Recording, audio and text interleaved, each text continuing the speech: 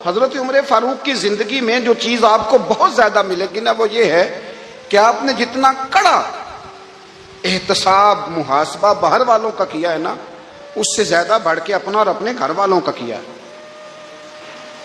یہ بڑا عجیب معاملہ ہے کہ ہم جتنے لوگ ہیں، ہمارا معیار یہ ہے کہ سامنے والا غلط ہے اور میں ٹھیک، یعنی دوسرے کا بچہ گلی میں نظر آ جائے تو اس کی غلطیاں نکلنی شروع ہو جائیں گی، اور میرا بچہ سارا شہر گھوم آئے ایک ٹائر پہ موٹر سائیکل پہ، تو ہم کہتے ہیں کہ ابھی بچہ ہے، انشاءاللہ سیانا ہو جائے گا۔ اگر ابا جی آج تک سیانے نہیں ہوئے کس کو سمجھا لیں، تو پھر بیٹے کا سیانا ہونا تو ہو سکتا ہے کہ وہ 60-70 سال لگ ہی جائیں۔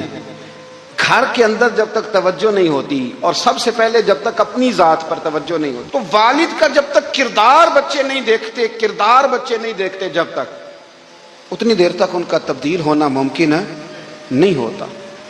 حضرت عمر فاروق رضی اللہ تعالیٰ عنہ نا باہر والوں کا بھی بڑا سخت حساب کرتے تھے۔ بڑا ایک گورنر صاحب نے لباس بڑا شاندار پہننا شروع کر دیا تھا، تو حضرت عمر نے اتروا کے نا تو انہیں ٹاٹ کا لباس پہنا کے تو اونٹ چرانے کی ڈیوٹی دے دی تھی۔ اتنا سخت احتساب کرتے۔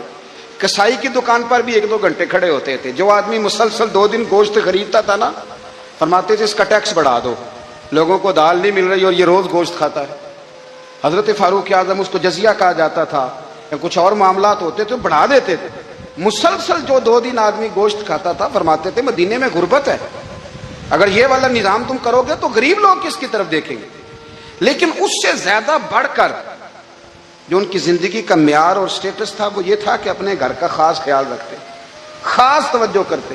ملک شام سے اور ایران سے کچھ لوگ آپ کی خدمت میں آئے، تو وہاں سے کچھ کنیزیں بھی آئیں، ان کے بادشاہ پیغام لے کے۔ شاہ ایران کی کنیز کو ملکہ نے کہا کہ نا حضرت عمر کی زوجہ کو دیکھ کے آنا ذرا کس طرح کی ہے۔ ہمارے ملک میں کیا کہتے ہیں، خاتون اول، جی خاتون، باقی سارے دووں میں خاتون اول، ذرا خاتون اول کو دیکھ کے آنا۔ تو وہ جب آئی نا گھر میں ملنے، تو کہا کہ مجھے میری ملکہ نے کہا تھا کہ عمر کی زوجہ سے، اہلیہ سے ملاقات کر کے آنا۔ تو حضرت عمر کی اہلیہ نے نا ایک جوڑا کپڑوں کا دے دیا ملکہ کے لیے، اور ایک خوشبو کی شیشی دے دی۔ اب جب وہ تحفے وہاں بھیج گئے، تو اس ملکہ نے نا کچھ سونے کا سامان بھیجا، کچھ زیورات بھیجے، کچھ تحائف بھیجے۔ جب حضرت عمر کے گھر آئے نا، وہ خادم لے کے آیا، اس نے کہا جی آپ کی اہلیہ نے تحفے بھیجے تھے، تو جواب میں شاہ ایران کی بیوی نے، یہاں جس ملک کا وہ سفیر تھا، انہوں نے بھی یہ بھیجے۔ تو حضرت عمر فاروق نا وہ تحفے لے کے گھر گئے، تو جا کے کہنے لگے اپنی اہلیہ سے، یہ تو کب سے تحفے تحائف بھیجنے لگ گئی ہے، یہ کب سے نظام شروع ہو گیا؟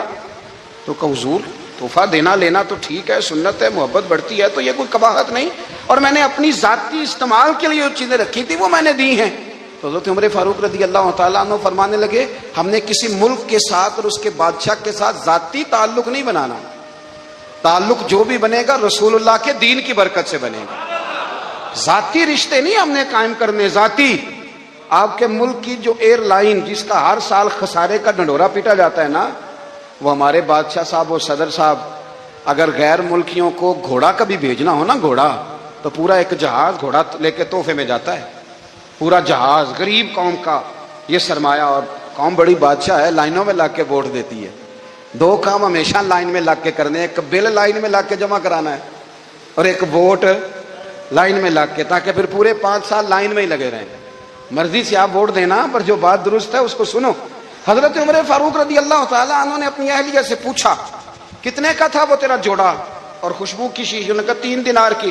فرمایا یہ 3 دینار تیرے، اور باقی جو تحفے آئے ہیں وہ تو خود کہہ، چونکہ اس نے تیرے نام بھیجے ہیں، تو کہہ کہ میں مال غنیمت میں دیتی ہوں، تو کہہ میں مسلمانوں کو کہہ۔ تو زوجہ ہنس پڑی، کہنے لگی میں نام بھی کہوں تو مجھے کہنا تو پڑے گا ہی، کہنا تو میں نے ہے ہی، کیونکہ سامنے عمر فاروق ہیں، لہذا فرمایا کہہ دیتی ہوں میں نے دیا خزانے کو۔ حضرت عمر نے جمع کرا لیا۔ میں یہ کیا بات ہے، میرے گھر والے جو مرضی کریں، ان کا معیار زندگی جس طرح کا مرضی ہو۔ اور حضرت عمر ایک جملہ کہا کرتے تھے، اللہ کرے کہ یہ باتیں اس دور حاضر میں ہماری سمجھ میں آئیں۔ حضرت عمر فاروق رضی اللہ تعالیٰ عنہ اپنے بچوں کو فرمایا کرتے تھے کہ بہت آدمی کو بھوک لگی ہو نا، اور پھر اس کی پسند کا کھانا پکا ہو، تو اتنے شوق سے وہ اس کھانے کو دیکھتا ہے نا، فرمایا اس طرح پوری قوم اپنے بادشاہوں کے خاندان کو دیکھتی ہے۔ اس تیزی کے ساتھ دیکھتے ہیں کہ ان کے گھر میں کیا ہو رہا ہے، ان کا معیار زندگی کیا ہے، ان کا سٹیٹس کیا ہے۔ سیدنا فاروق اعظم رضی اللہ تعالی عنہ نے اپنے گھر کے اندر اپنے بچوں، آپ کے بچے دونوں کاروبار کے لیے مصر گئے تو وہاں کے گورنر صاحب نے لوگوں سے، ایک بہت بڑا قافلہ گیا مدینے سے مصر تجارت کے لیے، جاتے ہیں نا آج بھی قافلے کئی ملکوں میں، تو یہ گئے تجارت کے لیے، تو حضرت عبداللہ ابن عمر اور حضرت عبید اللہ ابن عمر، حضرت عمر کے دونوں بیٹے گئے، جناب عمر فاروق کے بچے جب وہاں پہنچے تو مصر کے گورنر نے نا لوگوں کو تعارف کرایا کہ یہ عمر فاروق کے بیٹے ہیں، یہ حضرت یہ چودھری کے بیٹے کو کون بتاتا ہے کہ تو چودھری کا بیٹا ہے؟ باہر والے بتاتے ہیں، گھر والے جی، اور سیٹھ صاحب کے بیٹے کو کون بتاتا ہے کہ تو سیٹھ صاحب کا بیٹا ہے؟ اور مالک کو کون بتاتا ہے کہ تو مالک کا بیٹا ہے اور یہ کرایہ دار ہے؟ یہ کون بتاتا ہے؟ یہ سوچ ہم دیتے ہیں بچوں کو، چودھری اور کمی کی سوچ، امیر اور غریب کی سوچ، مالک اور کرایہ دار کی سوچ، گھر کے مالک کی اور کام کرنے والے کی سوچ، یہ ہم دیتے ہیں، یاد رکھنا، یہ ہم دیتے ہیں، یہ ہمارا مزاج ہے، یہ باہر سے نہیں آتی۔ تو کوئی شہزادہ ہے، تو سیٹھ ہے، تو نواب ہے، یہ سوچ باہر سے نہیں آتی، یہ اماں سوچ دیتی ہے، اماں، یہ ابا سوچ دیتا ہے، اور پھر جب تباہی اترتی ہے تو اس کے ذمہ دار بھی باہر والے نہیں ہوتے، گھر والے ہوتے ہیں، گھر والے۔ ہمارے بچوں کی طبیعتوں پر زیادہ نقش باہر والوں کا نہیں ہوتا، گھر والوں کا ہوتا ہے، یاد رکھیے گا۔ حضرت عمر فاروق رضی اللہ، بچے ہیں، شہزادے ہیں، وہ کاروبار کرنے گئے اور وہاں لوگوں نے بتایا گورنر صاحب نے کہ یہ فاروق اعظم کے بچے ہیں، امیر المومنین کے۔ لوگوں نے ان سے زیادہ مال خریدا، تجارت میں زیادہ نفع ہوا، ظاہر ہے کہ وہ آپ کے جو اللہ خیر کرے حکمران ہیں، ان کے کاروبار کتنے ملکوں میں ہیں، کس بنیاد پر ہیں؟ وہ صرف اس بنیاد پر کہ وہ حکمران رہے، ان کے لیے آسان تھا بڑے لوگوں سے تعلقات بنانا۔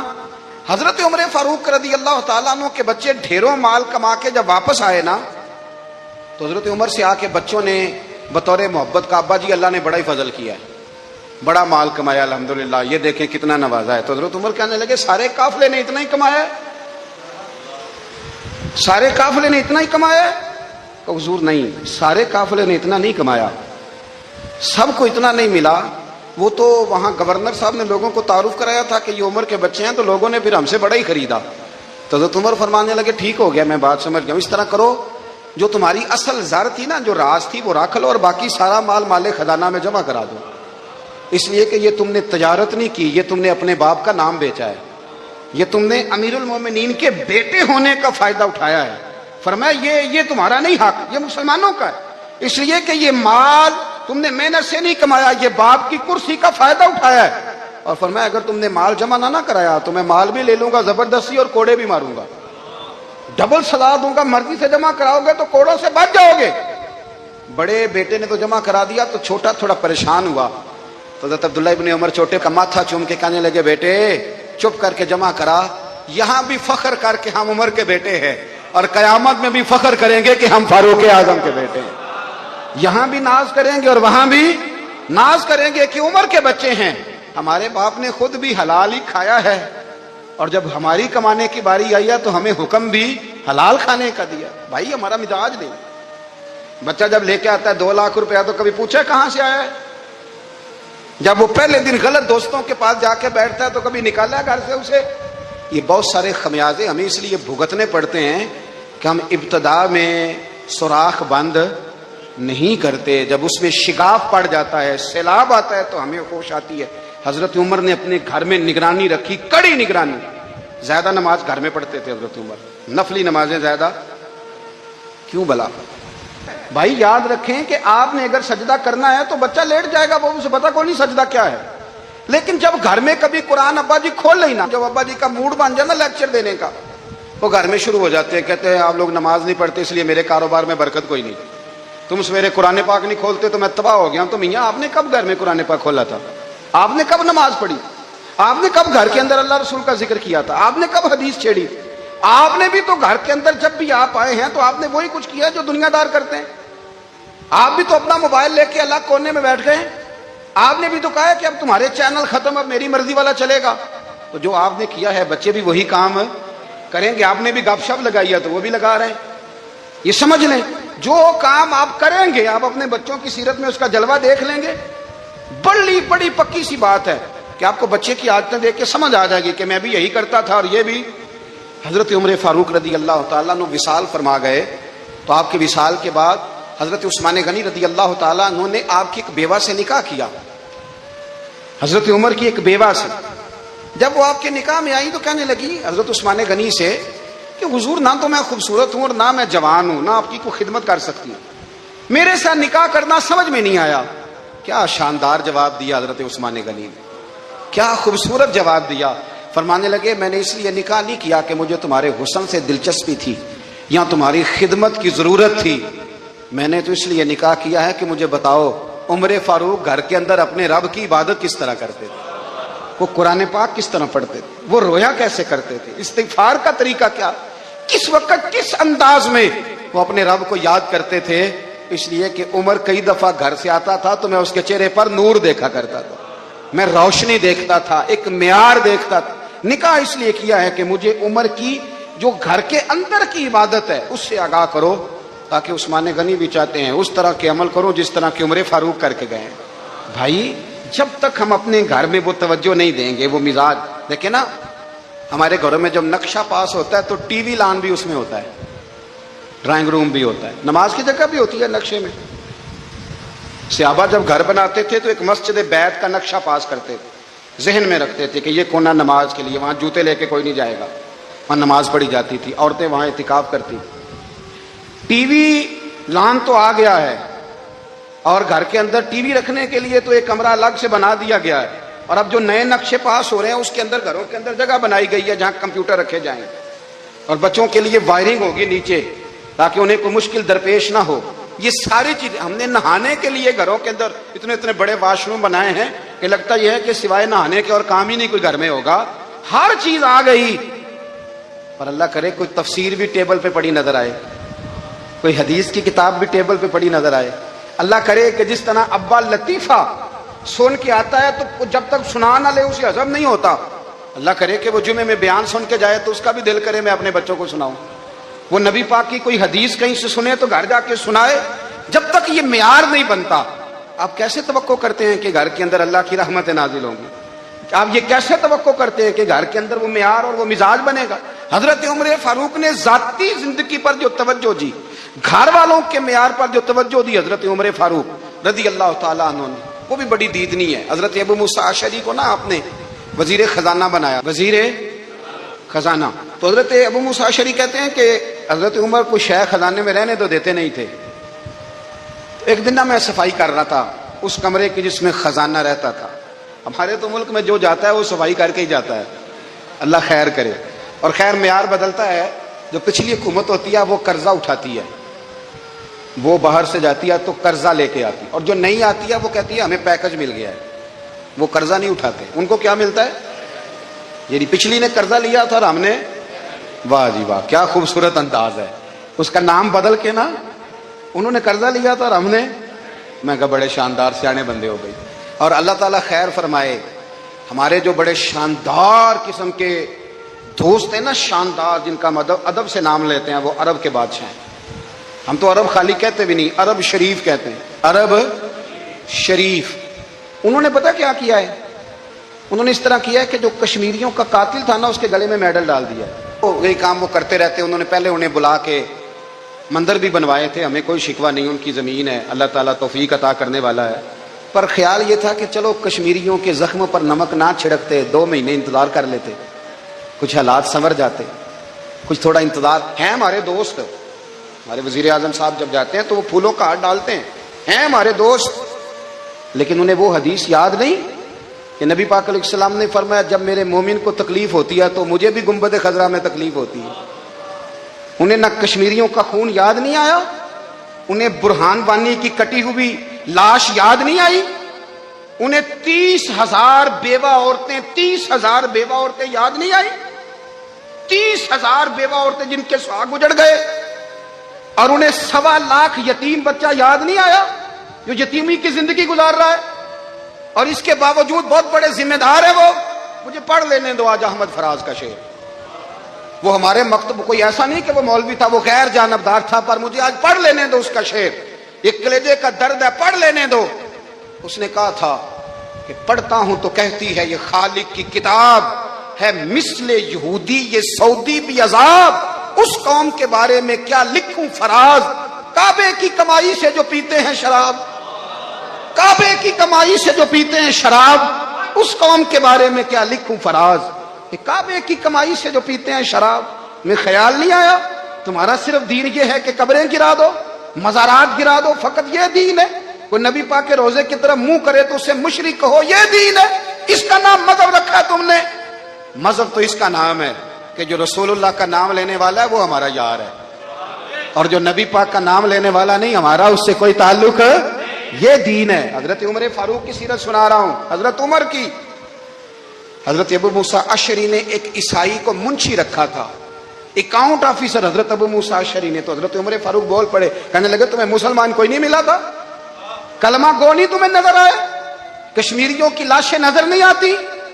ان کا خون بہ رہا ہے، تباہی اتر رہی ہے، اور تم قاتل کو گولڈ میڈل پہنا رہے ہو؟ اور یاد رکھنا، جب مسلمانوں کی بچیاں روندی جاتی ہوں نا تو پھر اسلام امن کا درس نہیں دیتا، پھر اسلام جہاد کی بات کرتا ہے، پھر اسلام جہاد کی بات کرتا ہے، جہاد کی۔ وہ قومیں غیرت مند نہیں ہوتی کہ جن کے گھروں میں آگ لگی ہو اور وہ غیروں کو ہار پہناتی پھرے۔ اللہ کا کچھ خوف کرو، زندگی مختصر ہے۔ دبئی میں کتنے رہے اور کتنے چلے گئے، خدا را کچھ خدا تم سے اچھے تو وہ نیو یارک کے رائٹر ہیں جو کم از کم اپنے کالموں میں کشمیر کی بات کرتے ہیں، تم سے اچھا برطانیہ کا وہ شخص ہے جو کم از کم BBC لندن پہ رپورٹ جاری کرتا ہے تو کہتا ہے کشمیر پہ ظلم ہو رہا ہے، تم سے تو وہ اچھے رہ گئے۔ تم نے بات کرنا تو دور کی بات، تم نے دشمنوں کے گلے میں ہار پہنانے شروع کر دیے۔ کل جب پوچھیں گے بلا کے تم کو اپنے سامنے، کیا جواب جرم دو گے تم خدا کے سامنے؟ بڑی تکلیف ہوئی، بڑی تکلیف ہوئی۔ وہ نا منصور حلاج کو پھانسی دی جا رہی تھی تو حضرت جنید بغدادی بھی آ کے دیکھنے لگے، تو منصور حلاج کہنے لگے بابا سارا زمانہ دیکھے پر تو نہ دیکھ، سارا زمانہ تماشا دیکھے انہیں تو پتا کوئی نہیں نا، تو نہ دیکھ۔ عرب شریف والو، ٹرمپ اسے انعام دیتا تو تکلیف کوئی نہیں تھی، ملکہ وکٹوریا اسے انعام دیتی تو تکلیف کوئی نہیں تھی، پر تم تو نہ ایسا کرتے، تم تو اپنے تھے، تم تو کلمہ گو تھے، تم تو یہ ظلم نہ کرتے، تم تو یہ حرکت نہ کرتے، میں کہتا ہوں ٹھہر ہی جاتے۔ جانا نہیں دنیا سے، اللہ کے حضور حاضر نہیں ہونا۔ جب رسول اللہ قبر میں آئیں گے تو کیا جواب دو گے؟ خدا را حضور نے فرمایا تھا گناہ روک نہیں سکتے تو دل میں ہی برا جان لو، ذالک اضعف الایمان، یہ کمزور ایمان ہے، کم از کم اتنی حد تک تو آ جاؤ، دشمن سے گلے تو نہ ملو۔ خدا را سمجھیں، ہمارا پہلا تعارف یہ ہے کہ ہم رسول اللہ کے غلام ہیں۔ اقبال نے کہا تھا وطن کا بت نہ بنانا، وطن کو بت نہ بنانا۔ اقبال کہنے لگے ان تازہ خداؤں میں بڑا سب سے وطن ہے، جو پیرہن اس کا ہے وہ مذہب کا کفن ہے، اس لیے کہ بازو تیرا توحید کی قوت سے قوی ہے، اسلام تیرا دیس ہے، اسلام تیرا دیس ہے، کیونکہ تو مصطفی ہے، تو نبی پاک والا ہے، مصطفیٰ والا، اسلام تیرا دیس ہے، تو مصطفی ہے۔ امریکہ میں جو مسلمان رہتا ہے ہمارا بھائی ہے، اور پاکستان میں جو مرزائی رہتا ہے اس سے ہمارا کوئی تعلق نہیں ہے۔ حضرت عثمان غنی نے اپنے چچا کے بیٹے سے کہا تھا کہ تو کلمہ نہیں پڑھتا تو تیرا میرا رشتہ کوئی نہیں، بلال حبش سے آیا ہے پر میرے نبی کا غلام ہے تو سگے بھائیوں سے بھی آگے ہے۔ ہزاروں قومیں وجود میں آئیں دہر میں خوش کو تر کے رشتے سے، پر ہم نے بنیاد دوستی رکھی یاد خیر البشر کے رشتے سے۔ اپنی ملت پر قیاس اقوام مغرب سے نہ کر، خاص ہے ترکیب میں قوم رسول ہاشم، کچھ خیال کرے۔ پہلا تعارف دین ہے، اگر دین نہیں تو پھر کسی وطن کی کوئی ضرورت، اس لیے کہ پاکستان کا تصور اقبال نے پیش کیا نا، تو اقبال کہنے لگے ان تازہ خداؤں میں بڑا سب سے وطن ہے جس کو تم بت بنا کے پوجتے ہو۔ ہمارا وطن تو ہمیں جان سے زیادہ پیارا ہے، پر پہلے پاکستان نہیں، پہلے اسلام، پہلے اسلام تیرا دیس ہے، تو مصطفی ہے۔ تو آمدہ برسر مطلب حضرت عمر فاروق رضی اللہ تعالی عنہ۔ حضرت سیدنا ابو موسیٰ اشعری کہتے ہیں کہ میں نے نا صفائی کی، مال غنیمت کی میں نے صفائی کی تو ایک دینار مجھے نا کہیں پڑا ہوا مل گیا، تو فرماتے ہمیں اجازت ہوتی تھی کہ ایک آدھ دینار ہم اپنی مرضی سے کہیں خرچ کر سکتے، اگر آپ ناراض نہ ہوں تو ہمارے ہاں جب چیئرمین صاحب ناظم صاحب ठेके देते हैं तो ठेकेदार उनका छोटा भाई होता है, या चचा का बेटा होता है, या खाला का बेटा होता है। वो खुद नाज़िम होते हैं और उनका छोटा भाई ठेकेदार होता है। यानी वो ना सारा कुछ घर के अंदर ही रहता है, घर के अंदर एक पैसा देता है, दूसरा वापस उसको वापस कर देता है, घर के अंदर ही। अब तो खैर हमारे लोग समझदार हो गए, एक बंदा एक सियासी जमात में होता है, दूसरा दूसरी में, और तीसरा जिसकी भी हुकूमत आई, हुकूमत तो हमारी रहेगी ना, एक बंदा तो है ना उस जमात में। ये अच्छा लोगों ने एक तरीका निकाला है। तो हजरत उमर के बेटा गुजर रहा था, तो हजरत अबू मूसा अशअरी कहते हैं मैंने सफाई की तो 1 दिनार निकला, तो मैंने वो 1 दिनार ना हजरत उमर के बेटे को दे दिया। मैंने कहा लो बेटा अपने चचा की तरफ से तोहफा। तो घर जाके उन्होंने हजरत उमर को बताया कि चचा ने पैसे दिए हैं, छोटे बच्चे थे।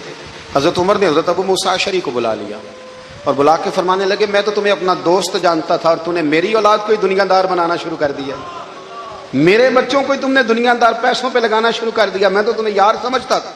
फरमाया तुम्हें चाहिए था मेरे बेटे को नसीहत करते कि बेटा पैसों से रब राजी नहीं होता, उसकी रिजा वाले काम किए जाएं तो रब राजी होता है। और फरमाया तुम्हें कोई और घर नहीं मिला था तबाह करने के लिए, मेरा ही घर मिला था, उठाओ अपना दिनार और खबरदार आज के बाद मेरे बच्चों के साथ ये वाली नेकी ना करना। और हमारा क्या स्टेटस है, दोस्ती है ये उससे जो तोहफे ज्यादा दे, जो बच्चों को खराब करने में मदद ज्यादा करे।